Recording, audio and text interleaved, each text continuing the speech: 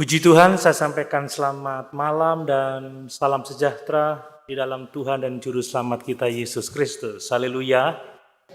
Sungguh kita bersyukur kalau malam hari ini kita boleh kembali bersama-sama bersekutu, beribadah kepada Tuhan dan merayakan hari Tuhan, hari kemenangan di mana Dia telah bangkit dari kematian untuk memberikan kehidupan yang kekal kepada setiap orang yang percaya kepadanya.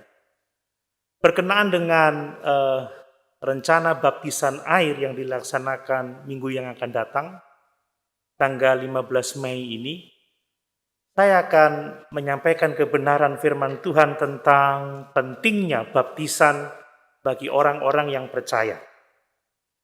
Di samping ini menjadi persiapan bagi jemaat yang sudah mendaftar, saya berdoa kalau masih ada yang belum dibaptis, belum mendaftar, jangan menunda menerima baptisan air. Amin. Karena ini adalah sesuatu yang sangat penting, perintah Tuhan, dan bukti dari kelahiran baru kita di dalam Kristus. Saya akan berkhotbah secara tematik sebenarnya, tetapi saya ingin membaca di dalam Matius pasal 28 ayat 19 dan 20. Saya akan membaca untuk kita sekalian Matius pasal 28 ayat 19 sampai 20. Demikian firman Tuhan.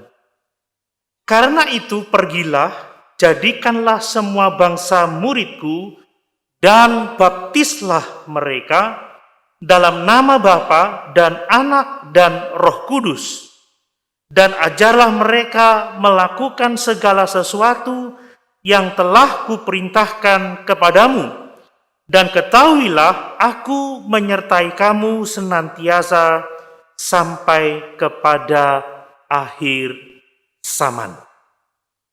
Puji Tuhan. Bapak Ibu, saudara yang dikasihi oleh Tuhan, baptisan air itu sangat penting bagi setiap orang yang sungguh-sungguh percaya kepada Yesus. Baptisan sangat penting bagi orang-orang yang telah dilahirkan kembali. Kalau saya membaca dari Alkitab, saudara, saya menemukan bahwa baptisan air itu penting karena baptisan itu adalah buah dari iman yang menyelamatkan. Baptisan itu adalah hasil dari keselamatan di dalam Kristus Yesus Tuhan kita. Dengan kata lain, kalau kita sungguh-sungguh telah lahir baru melalui anugerah dan iman di dalam Kristus Yesus, maka kita pasti akan menerima baptisan air. Seseorang yang mengaku percaya, mengaku diselamatkan, mengaku pengikut Kristus, tetapi tidak taat pada perintah baptisan air seperti yang ternyata dalam amanat agungnya, maka dia harus mengoreksi kembali imannya. Apakah imannya benar-benar iman yang hidup, iman yang menyelamatkan, iman yang menuntun kepada kelahiran baru. Karena sekali lagi, baptisan air adalah buah dari keselamatan. Buah dari kelahiran baru. Orang yang sungguh-sungguh selamat, yang telah menerima hidup yang kekal, orang-orang yang telah dilahirkan dari Roh, adalah orang-orang yang menerima baptisan air. Nah, kita hidup di dunia yang sudah sangat gelap, saudara ya. Menjelang akhir zaman terjadi begitu banyak penyesatan, demikian firman Tuhan. Orang sudah tidak lagi memahami Alkitab oleh kehendak Allah, tetapi orang banyak memahami Alkitab dalam perspektifnya sendiri. Ingat Petrus mengatakan bahwa nubuat tidak pernah dihasilkan oleh kehendak manusia. Bahwa nubuat tidak boleh ditafsirkan menurut keinginan manusia, tetapi manusia zaman sekarang telah kehilangan kepekaan terhadap firman Allah. Mereka lebih cenderung memahami kebenaran sesuai dengan apa yang diinginkannya. Sehingga ada begitu banyak pengkhotbah-pengkhotbah yang mengajarkan keselamatan atau Injil-Injil murahan, saudara ya. yang memisahkan kasih karunia dari pertobatan. Cukup banyak orang percaya di akhir zaman ini mengaku Kristen, mengaku pengikut Kristus, mengaku lahir baru, tetapi tidak hidup dalam hidup yang baru. Mengaku pengikut Kristus tetapi tidak mengikuti Yesus, tidak mentaati firman-Nya. Justru mengikuti penguasa-penguasa jahat, roh-roh jahat yang ada di dunia ini. Kita menemukan ada banyak orang-orang Kristen, saudara, sekalipun Kristen, tapi gaya hidupnya benar-benar duniawi. Dan itu sekarang dapat kita lihat di berbagai media sosial, dan itu menjadi teladan buruk bagi anak-anak muda dewasa ini. Mereka berpikir, asal aku percaya Yesus, katanya aku diselamatkan, aku aman untuk selama-lamanya. Apakah benar demikian? Karena permasalahan lahir baru itu bukan soal pengakuan kita, tetapi apakah benar-benar Tuhan telah mengubah hati kita? Apakah benar-benar Tuhan telah melahirkan kita kembali ke dalam kehidupan yang baru? Apakah Tuhan telah benar-benar mengaruniakan kehidupan rohani bagi setiap kita yang percaya kepadanya? Ingat kata Tuhan Yesus, saudara, tidak semua orang yang mengaku Yesus itu Tuhan, yang profes, yang berseru-seru Yesus Tuhan akan masuk dalam kerajaan surga. Tetapi mereka yang dengan sungguh-sungguh melakukan kehendak Bapanya yang di surga.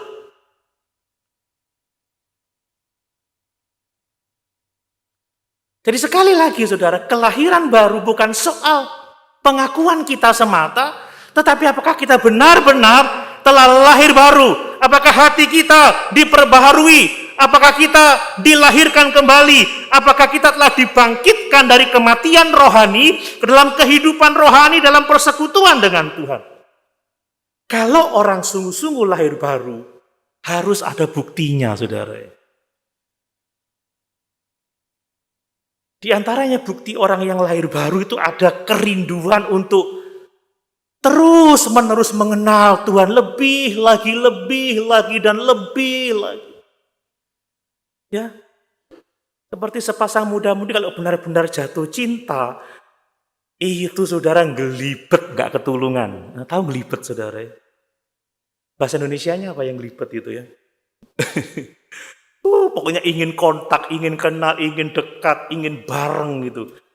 Nah kalau kita ngaku lahir baru tapi kita nggak rindu sama Tuhan, kita nggak rindu mengenal Dia melalui firman-Nya, nggak ada kerinduan untuk bersekutu dengan Tuhan. Kebaktian hanya rutinitas saja. Membaca Alkitab sekedar tanggung jawab saja. Menyanyi sekedar menyanyi saja.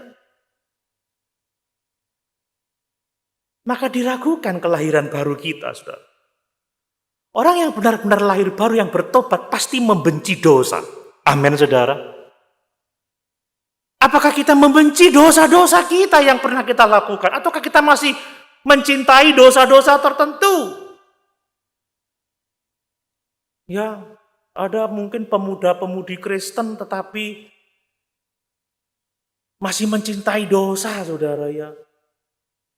Pergaulan yang buruk, pergaulan yang bebas, gonta-ganti pasangan, saudara.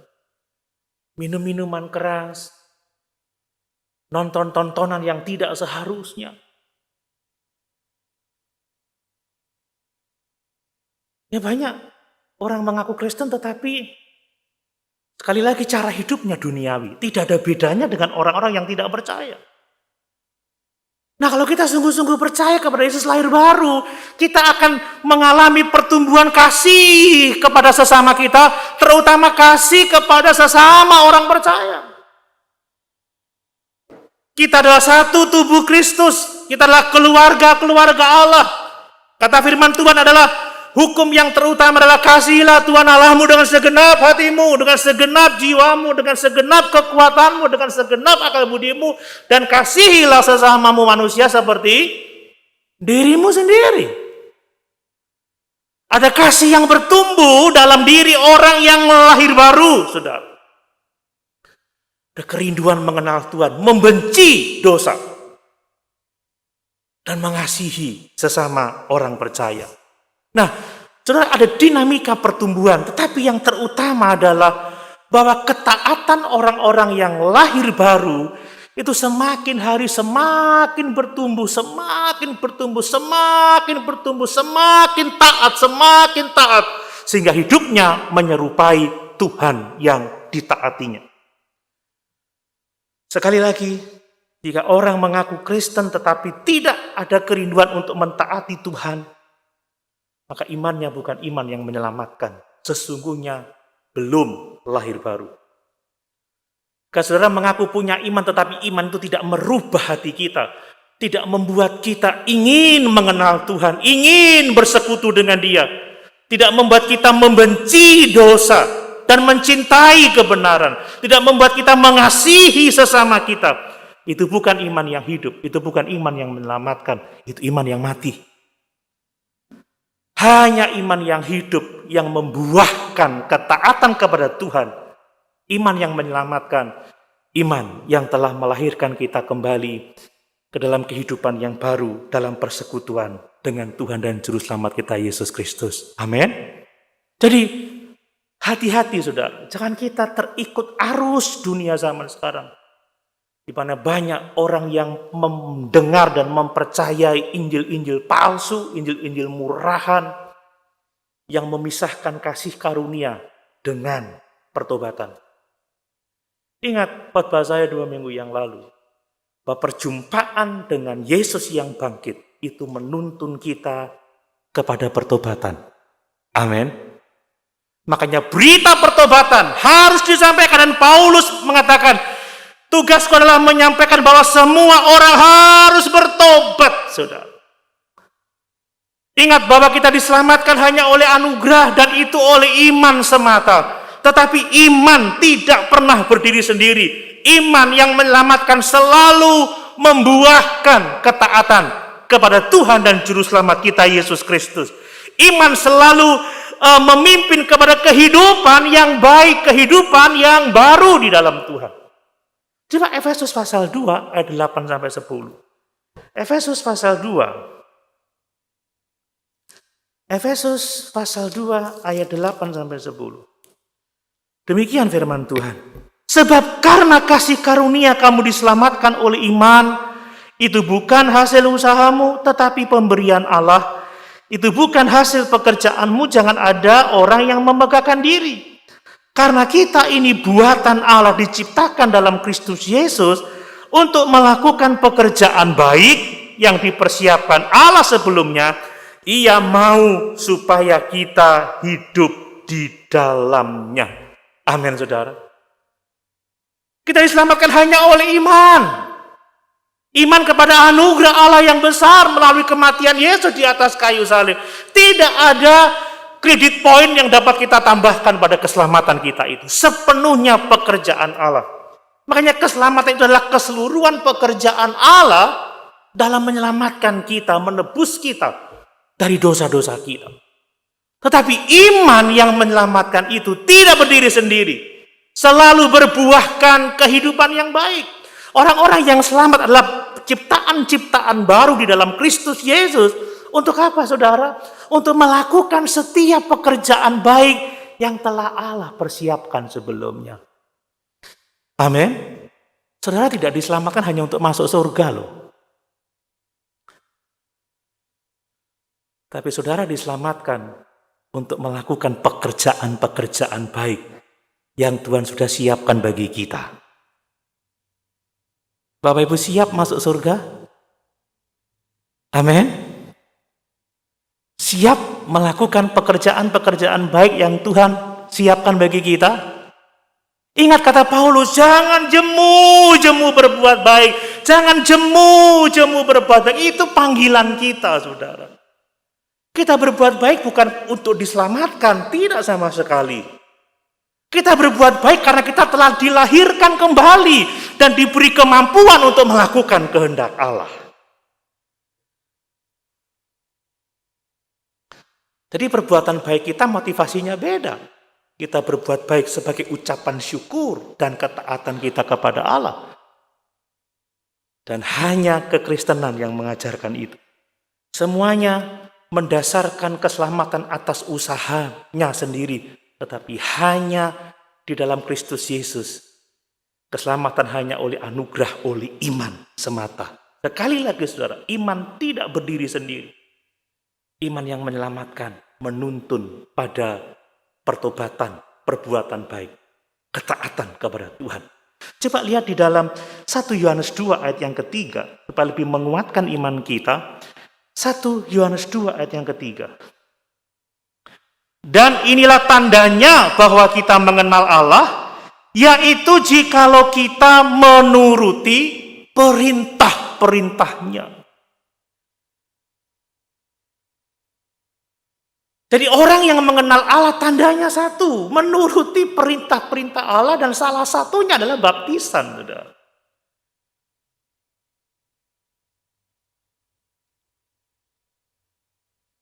Makanya benar kata Rasul Paulus, kita tidak akan dihakimi oleh pengakuan kita. Semua orang akan dihakimi oleh perbuatannya. Jadi orang yang berseru Tuhan, Tuhan tidak mendefinisikan siapa dirinya. Tapi orang yang melakukan pekerjaan baik, itu yang mendefinisikan siapa dirinya. Amin, saudara. Amin. Ya. Seringkali kita ini berseru-seru, berjanji, tapi kita tidak melakukan. Ada nyanyian Jawa itu. Ojo do gampang, janji wong manis, yento amung lamis. Jangan kita ini cuman gampang janji, gampang ngomong, gampang ikrar, gampang ngaku, tapi lamis, saudara. Hanya di bibir saja. Pengakuan yang tidak berbuahkan ketaatan, itu bukan iman yang menyelamatkan. Nah, saya mau menunjukkan di dalam Alkitab, baik dalam kitab Injil maupun kitab-kitab para rasul, hubungan yang sangat erat antara kepercayaan dan baptisan, antara iman dan baptisan, antara keselamatan dan baptisan. Nah, kita mulai dari amanat agung tadi, saudara.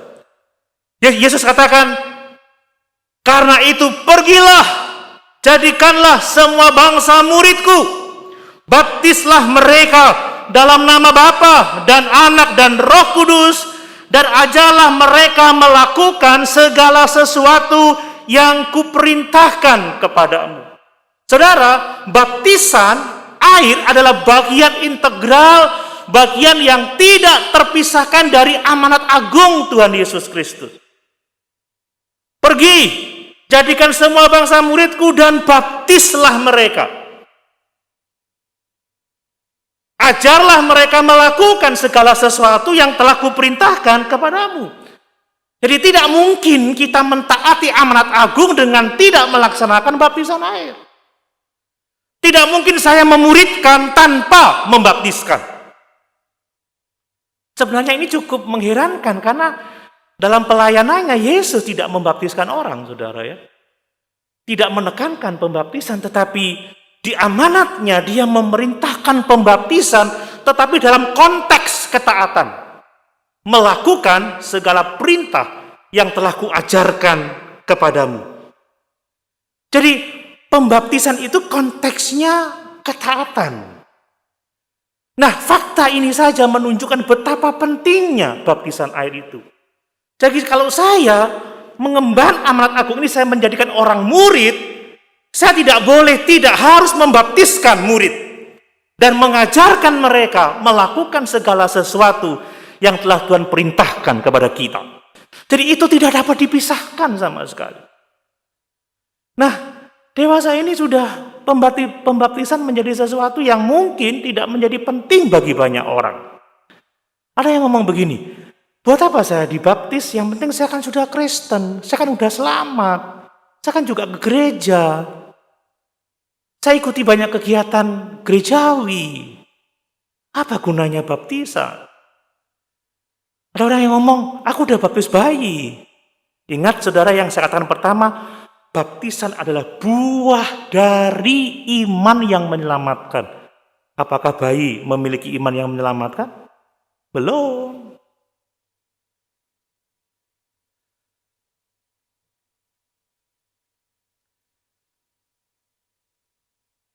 Baptisan adalah bagian yang tidak dapat dipisahkan dari amanat agung Tuhan Yesus Kristus. Itu sudah bukti yang sangat kuat bahwa baptisan itu sangat penting. Jadi jangan menunda. Kalau saudara benar-benar lahir baru, jangan menunda untuk menerima baptisan air. Amin, saudara. Amin. Ada yang belum dibaptis? Boleh angkat tangan? Sudah semua. Kalau ada belum tapi nggak angkat tangan, tanggung jawab sama Tuhan. Enggak, saya nggak takut-takutin saudara. Tapi takut lebih baik. Karena kita nggak boleh berdusta ya. Haleluya. Ini penting. Nah, mari kita lihat di Kisah Para Rasul, saudara. Mari kita mulai di Kisah Rasul pasal 2 ayat 38. Kisah Rasul pasal 2 ayat 38. Ini adalah jawab Petrus kepada orang-orang yang bertanya apa yang harus dilakukan ketika dia mendengar khotbah Petrus. Ayat 38. Jawab Petrus kepada mereka, bertobatlah dan hendaklah kamu masing-masing memberi dirimu dibaptis dalam nama Yesus Kristus untuk pengampunan dosamu, maka kamu akan menerima karunia Roh Kudus. Jadi kepada orang-orang yang hatinya disentuh oleh Tuhan, dibuka oleh Tuhan, mereka terharu. Tuhan mengaruniakan iman bahwa Yesus itu Mesias yang telah menderita untuk keselamatan umat manusia. Maka mereka bertanya, apa yang harus kami lakukan? Kata Petrus, bertobatlah dan hendaklah kamu masing-masing memberi dirimu dibaptis dalam nama Tuhan Yesus Kristus. Saudara, berkaitan dengan pengampunan dosa, maka pengampunan dosa itu hanya oleh iman. Tapi dalam konteks ini, Petrus berkata bahwa iman yang menyelamatkan tidak dapat dipisahkan dari baptisan, itu maksudnya. Di dalam kesempatan yang lain, Petrus berbicara tentang pengampunan dosa tanpa melibatkan baptisan. Satu contoh aja, saudara. Coba di dalam Kisah Para Rasul 3 ayat 19. Kisah Para Rasul pasal 3 ayat yang ke-19. Karena itu sadarlah dan bertobatlah supaya dosamu dihapuskan. Sadar dan bertobat. Nanti saya akan menjelaskan bahwa ada perbedaan antara iman yang menyelamatkan dengan baptisan. Sekalipun dua-duanya tidak dapat dipisahkan. Tetapi intinya yang mau kita lihat di sini adalah bahwa ada hubungan erat antara iman dan baptisan. Sehingga gereja perjanjian baru selalu melakukan baptisan bagi orang yang sudah lahir baru. Dan orang-orang yang percaya lahir baru diperintahkan untuk menerima baptisan air. Sama dengan yang terjadi dalam Kisah Rasul pasal 2 ayat 41, saudara. Orang-orang yang menerima perkataannya itu memberi diri dibaptis, dan pada hari itu jumlah mereka bertambah kira-kira 3.000 jiwa.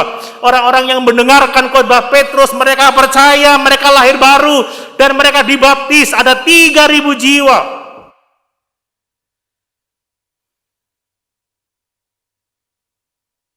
Gimana ya membaptiskan 3.000 jiwa? Kalau masa pandemi susah ya, ngatur jarak 3.000 orang 22 meter. Tapi waktu itu belum pandemi, saudara. Belum ada pandemi yang seperti sekarang ini. Jadi itu mungkin dilakukan. Tidak dapat dipisahkan. Banyak ayat lagi, saudara, yang mengatakan seperti itu. Tapi coba kita lihat di dalam Kisah Rasul 18, saudara. Kisah Rasul 18. Saya melewatkan beberapa contoh, karena itu sama. Bapak Ibu bisa mengikuti rekaman yang tadi pagi lebih lengkap. Tapi cukup ini untuk kita semuanya. 18 ayat 8, saudara.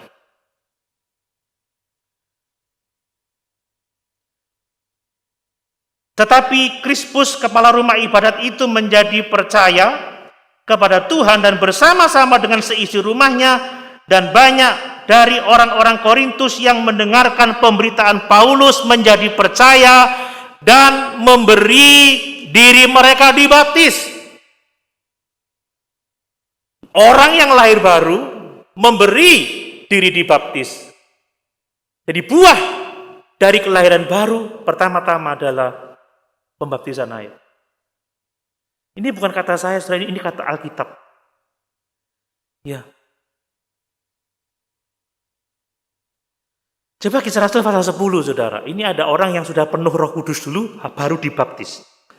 Kisah Rasul pasal 10. Pentingnya baptisan air. Ayat 44 mulai. Ketika Petrus sedang berkata demikian, turunlah Roh Kudus ke atas semua orang yang mendengarkan pemberitaan itu, dan semua orang percaya dari golongan bersunat yang menyertai Petrus tercengang-cengang karena melihat bahwa karunia Roh Kudus dicurahkan ke atas bangsa-bangsa lain juga.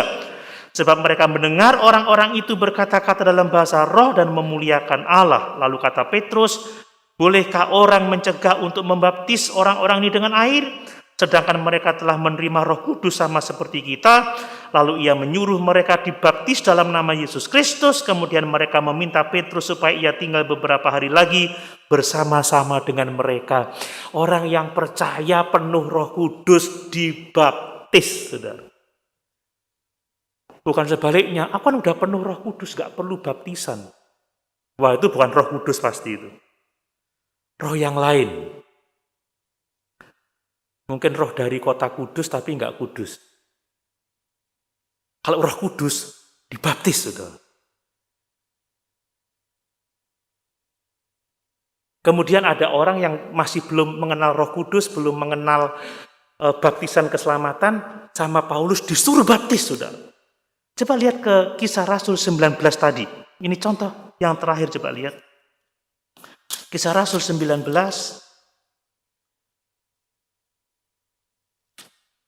ayat 1-5.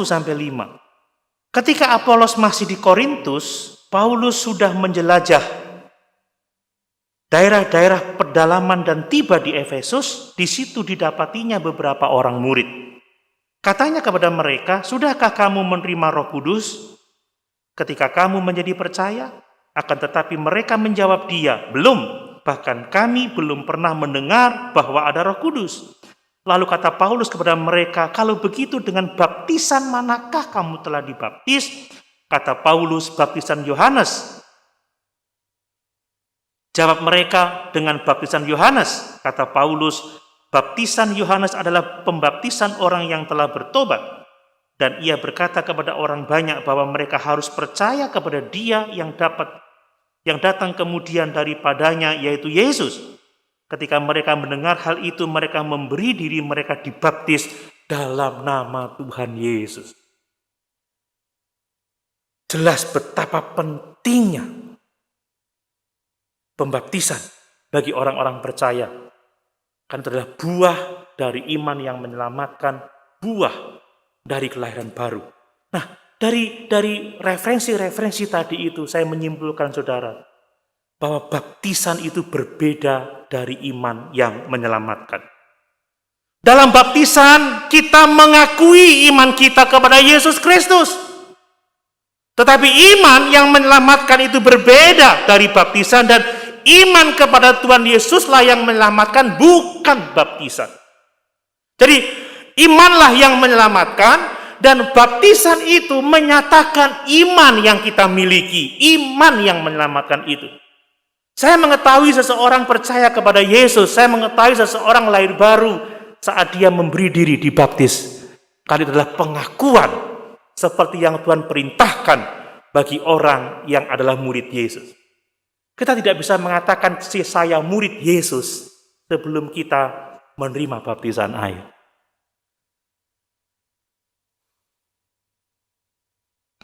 Jadi itu sangat penting, saudara. Jadi iman yang menyelamatkan berbeda dari baptisan air, tetapi saling keterkaitan, saudara.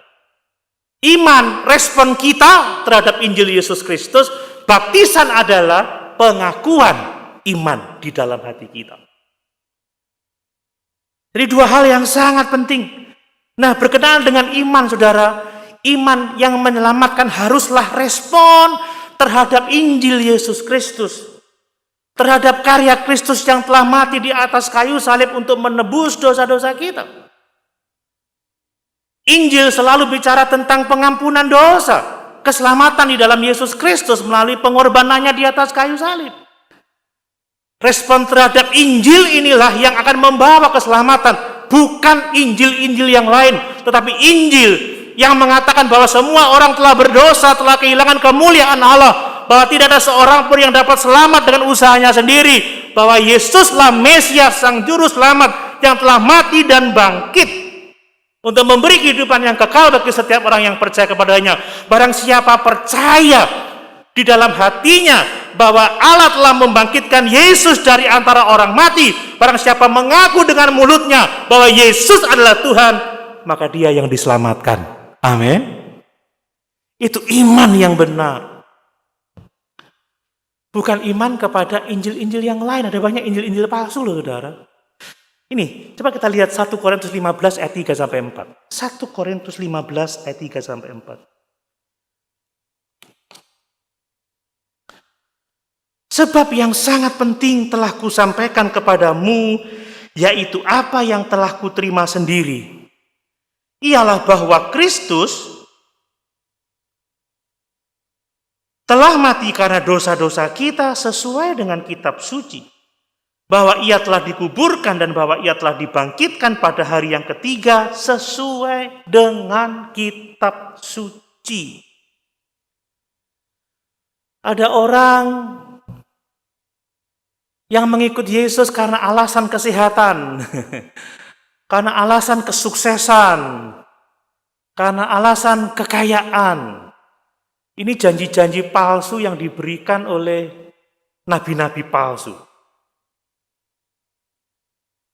Padahal tidak ada kabar baik kalau kita menghilangkan dosa. Dunia sekarang menghilangkan dosa dari pemberitaan Injil.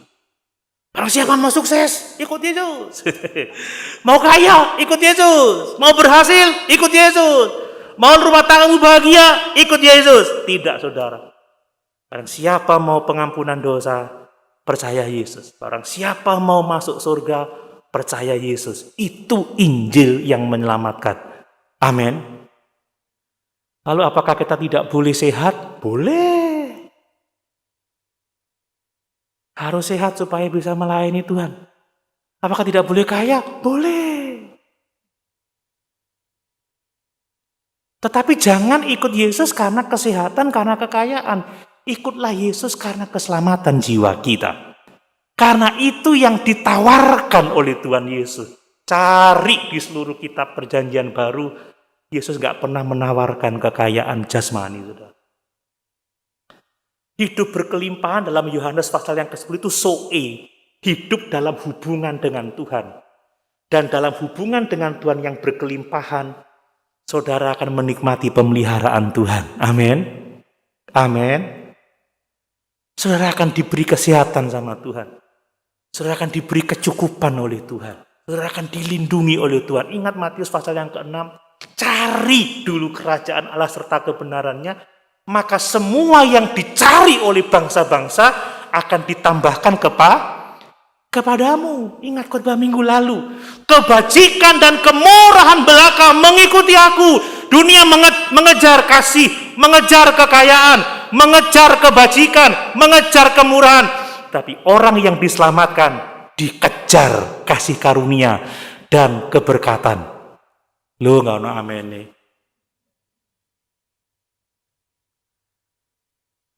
Saudara terlalu terpesona melihat wajah saya sehingga lupa amin.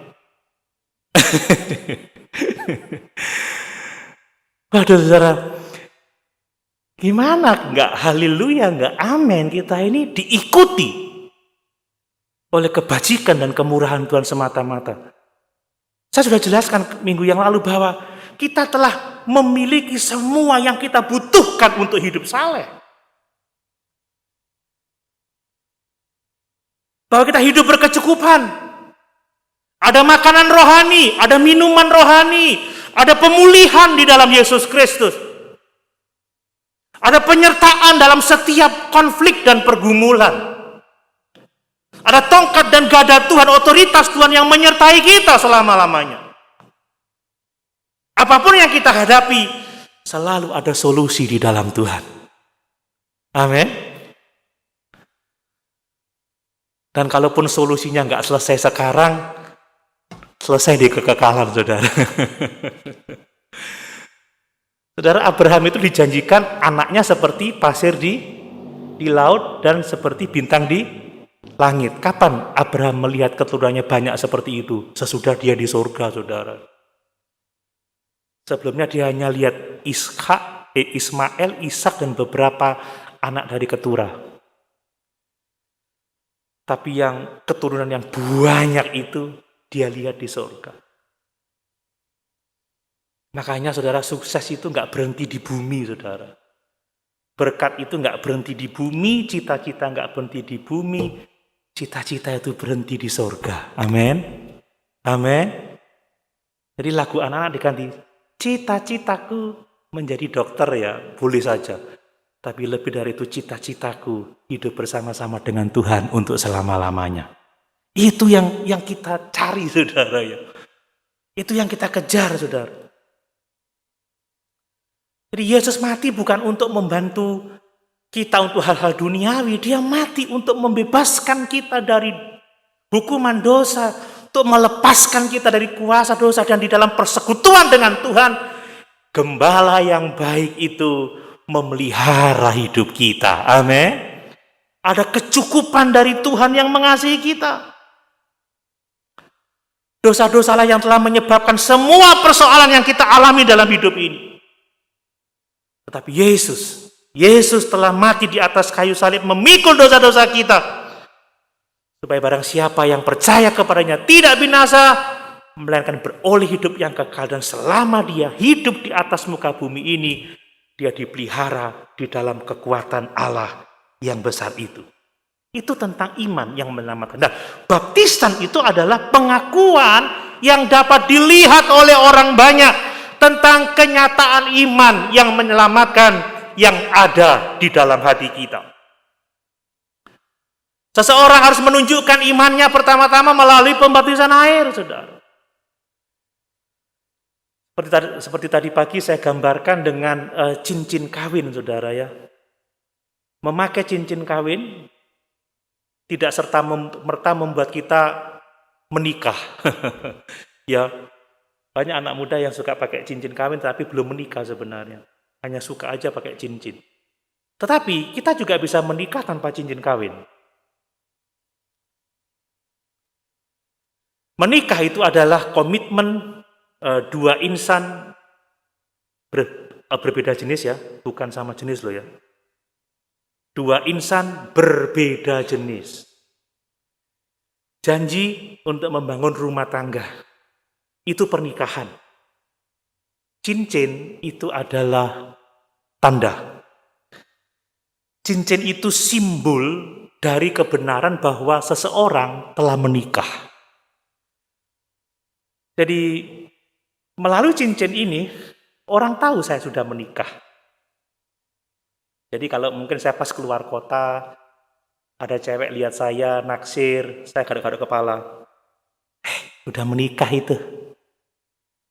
Haram. Ya. Jadi kalau ada cewek-cewek yang, ibu-ibu yang sudah menikah, ada orang iseng mendekati, garuk kepala aja. Lihatkan cincinmu. Sudah milik orang lain. Itulah baptisan, saudara. Baptisan adalah bukti eksternal yang dapat dilihat oleh semua orang bahwa kita adalah milik Kristus Yesus. Amin. Bahwa kita adalah orang-orang percaya, bahwa kita adalah pengikut Kristus, saudara. Baptisan adalah tanda bahwa yang menunjukkan bahwa kita telah berkomitmen untuk mengikut Yesus dalam kehidupan kita. Maka itu penting, saudara. Buah dari iman yang menyelamatkan, buah dari kelahiran baru kita adalah pertama-tama ketaatan kepada kehendak Allah, yaitu pembaptisan air. Jadi sekali lagi saudara, bagian berikutnya, bahwa baptisan adalah buah yang dihasilkan dari iman yang menyelamatkan. Iman yang benar akan menghasilkan ketaatan. Ingat kata Yakobus dalam Yakobus 2 ayat 26, iman tanpa perbuatan pada hakikatnya adalah mati. Mati, saudara. Jika orang dengan menggebu mengatakan aku percaya Yesus, tetapi tidak ada perubahan dalam hatinya, tidak ada kerinduan untuk taat pada firman Tuhan, tidak ada rasa benci terhadap dosa, tidak ada kerinduan untuk mengasihi sesamanya, maka itu iman yang mati, itu iman yang tidak menyelamatkan. Mungkin ada yang bertanya, berapa ya jarak antara keselamatan dan baptisan? Saudara, kalau kita membaca Alkitab, itu nggak butuh waktu lama. Pada waktu Pentakosta, orang mendengar Injil, mereka percaya, mereka bertobat, mereka diselamatkan. Saat itu juga mereka dibaptiskan. Sida-sida di Ethiopia berjalan dengan Filipus dalam keretanya. Percaya Yesus, dibaptiskan ketika melihat ada banyak air di sana. Krispus dengan beberapa orang yang mendengarkan khotbah Petrus, saat itu juga dibaptiskan dalam nama Yesus. Di rumah Cornelius, orang-orang yang penuh Roh Kudus, saat itu juga dibaptiskan. Kemudian Paulus membaptiskan orang-orang yang tidak kenal Roh Kudus dan tidak kenal baptisan keselamatan. Saat itu juga dibaptiskan. Jadi kita melihat dalam Kisah Para Rasul, baptisan adalah salah satu bukti dari iman yang menyelamatkan. Baptisan adalah bukti dari kelahiran baru kita di dalam Kristus Yesus Tuhan kita. Nah, ada beberapa orang yang sengaja menolak baptisan karena mungkin belum siap meninggalkan beberapa dosa yang dicintainya ya. Ayo baptis. Aduh jangan dulu om, nanti saya nggak bisa gini, nggak bisa gitu. Rupanya belum lahir baru saudara ya. Kalau seperti itu. Makanya orang yang dibaptis harus menunjukkan bukti yang jelas bahwa dia lahir baru. Dia harus cukup umur untuk bisa memahami bahwa dia telah menerima anugerah keselamatan dalam Kristus Yesus Tuhan kita. Ingin dibaptis bukan karena mengikuti keinginan orang tua atau keinginan teman, tapi karena dia telah menerima keselamatan dalam Yesus Kristus Tuhan, yang telah melahirkan dia kembali di dalam kehidupan yang baru oleh karena anugerah dan iman dalam Yesus Kristus Tuhan kita. Penting saudara, jadi baptisan air juga masalah ketaatan kepada Kristus. Lihat Kristus memberi teladan kepada kita, dia mentaati Bapaknya, dia dibaptis. Dia tidak mengenal dosa, tapi dia dibaptis dengan baptisan Yohanes, baptisan pertobatan. Yohanes Pembaptis bilang begini, seharusnya aku yang dibaptis, bukan engkau. Tapi apa kata Tuhan Yesus? Tidak, lakukanlah, sebab demikianlah hendaknya kita melakukan kehendak Allah. Dia telah memberikan teladan bagi kita untuk taat pada perintah Allah, dan teladan itu harus kita ikuti, saudara.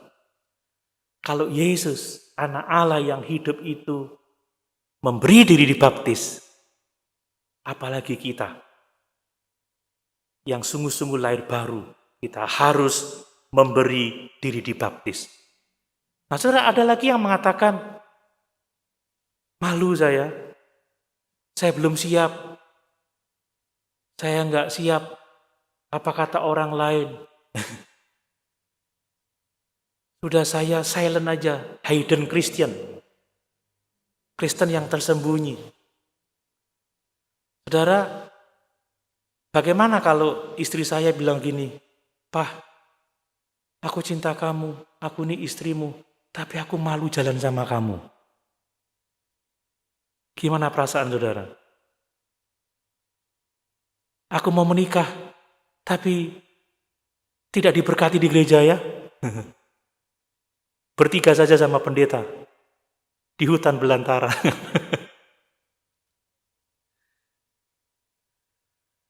percaya Yesus, terima anugerah keselamatannya, tapi malu mengakui Tuhan.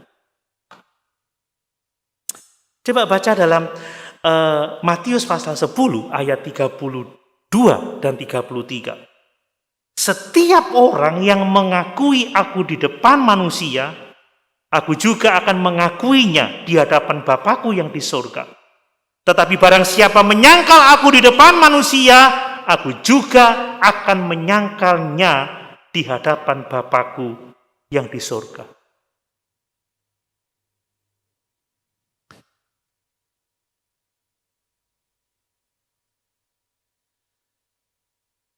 Saudara, ternyata baptisan itu pengakuan. Kalau kita malu mengaku Tuhan, Dia juga malu sama kita. Dia akan menyangkal kita. Sesuatu yang seharusnya membuat kita takut, saudara. Itu sebabnya baptisan itu sangat penting. Itu penting dalam hubungan kita dengan Allah. Melalui baptisan kita berkata, ya Tuhan, melalui baptisan ini aku mengaku percaya. Aku menerima Engkau sebagai Tuhan dan Juru Selamatku secara pribadi. Ya Tuhan, melalui baptisan ini aku komitmen untuk mengikut Engkau. Apapun yang terjadi dalam hidup ini. Baptisan juga penting bagi gereja Tuhan menjadi teladan bagi orang-orang percaya lainnya, saudara. Kalau kita melihat ada sukacita keselamatan, maka orang lain akan terdorong juga menikmati sukacita keselamatan mengikuti baptisan air. Baptisan baik untuk orang-orang yang tidak percaya. Ketika kita mungkin berasal dari keluarga yang tidak beriman kepada Yesus, kemudian kita percaya dan dibaptiskan, hidup kita diubahkan karena lahir baru. Kita menunjukkan kesaksian yang baik, kita menjadi anak yang taat, anak yang menjadi berkat. Itu sangat luar biasa. Dan baptisan air sangat penting bagi kita, karena itu menjadi momen di mana kita menyatakan iman yang ada di dalam hati kita. Iman yang menyelamatkan, iman yang menuntun kita ke dalam kehidupan yang kekal. Mari, mungkin masih ada yang belum dibaptis, dan kalau engkau benar-benar lahir baru, jangan menunda. Amin. Amin. Jangan menunda, saudara. Karena baptisan adalah buah dari iman yang menyelamatkan. Baptisan adalah buah dari kelahiran baru. Mari sama-sama kita berdiri.